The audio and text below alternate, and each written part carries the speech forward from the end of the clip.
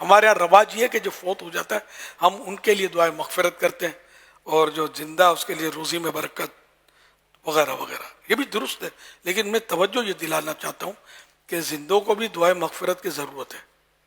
اور جو نماز جنازہ پڑھتے ہیں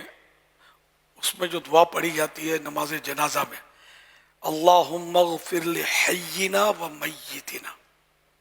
اس دعا میں شروع میں زندوں کے لیے اللہم اغفر لحینا، اے اللہ ہمارے زندوں کی مغفرت فرما، و میتنا، اور ہمارے جو وفات پا چکے ان کی مغفرت فرما۔ زندوں کے لیے مغفرت کی دعا کرنے کا تصور ہمارے یہاں اتنا نہیں ہے، ہمارے یہاں ذہن یہی ہوتا ہے کہ جو فوت ہو گیا اس کے لیے مغفرت کی دعا، زندوں کے لیے مغفرت کی دعا نہیں۔ حالانکہ میرے آقا اعلی حضرت رحمۃ اللہ علیہ یہ بھی کیا شان ہے، آپ جب کسی بزرگ سے ملتے تھے نا، ہم لوگ کسی سے ملیں جس کی ہم کو یوں لگے کہ دعا قبول ہوگی تو پھٹ مطلب روزی میں برکت، نوکری پکی ہو جائے، انٹرویو دینا ہے پاس ہو جاؤں، امتحان میں پاس ہو جاؤں، اس میں پاس ہو جاؤں، وہ ہو جائے، یہ ہم لوگ یہ کرتے ہیں۔ اعلیٰ حضرت رحمۃ اللہ علیہ نے کئی شاید فرمائے بھی ہے کہ میں مغفرت کی دعا کرواتا ہوں بزرگوں سے۔ مینا شریف کا واقعہ بھی لکھا ہے کہ مینا شریف میں حج کے دوران آپ مسجد خیف میں، تو پہلے تو حاجی گنتی کے ہوتے تھے، اتنے زیادہ نہیں ہوتے تھے، تو مسجد خیف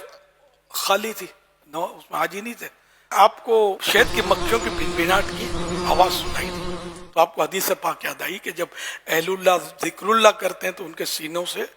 شہد کی مکھی کی بھنبھناہٹ کی آواز گونجتی ہے۔ اب یہ سننے والا بھی اہل اللہ میں سے ہونا چاہیے، ہاں ہم لوگوں کے کان سے کہاں ایسی آوازیں سن لیں۔ تو اعلیٰ حضرت نے جب سنی تو حدیث یاد آئی فوراً کہ ہو نہ ہو کوئی یہاں اللہ کا نیک بندہ ہے، تو پہلی صف میں ایک سر جھکائے کوئی صاحب بیٹھے ہوئے تھے، اعلیٰ حضرت سمجھ گئے کہ ہو نہ ہو یہ پہنچا ہوا شخص ہے، اللہ کا ولی ہے کوئی، تو آپ اس کی طرف بڑھے، تو انہوں نے پیچھے مڑ کے بھی نہیں دیکھا، ہاتھ اٹھا لیے کہ یا اللہ جو پیچھے آ رہا ہے اس کی مغفرت کر دے، اور یہ بڑے اسی لیے تھے کہ مغفرت کی دعا کروائیں۔ تو اعلیٰ حضرت نے جب اس نے دعا کر لی نا کہ یا اللہ جو پیچھے آ رہا ہے اس کی مغفرت فرما، تو اعلیٰ حضرت بھی پچھلے پاؤں بولو میں پلٹ آیا کہ یہ ملنا نہیں چاہتے، جو کام تھا میرا کہ مغفرت کی دعا کے لیے آگے بڑھا تھا تو وہ کر لی۔ ہم لوگ اس کی طرف بالکل توجہ نہیں دیتے، جب کسی کے بارے میں حسن ظن ہو کہ اس کی مطلب دعا قبول ہوتی ہے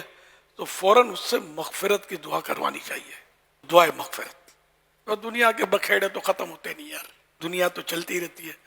یہ مغفرت اگر ہو جاتی ہے تو دنیا اور آخرت کی بھلائیاں کہیں نہیں جاتی۔ سیدنا خیثمہ رحمۃ اللہ علیہ کا ارشاد ہے، جب تو کوئی چیز مانگے اور وہ تجھے مل جائے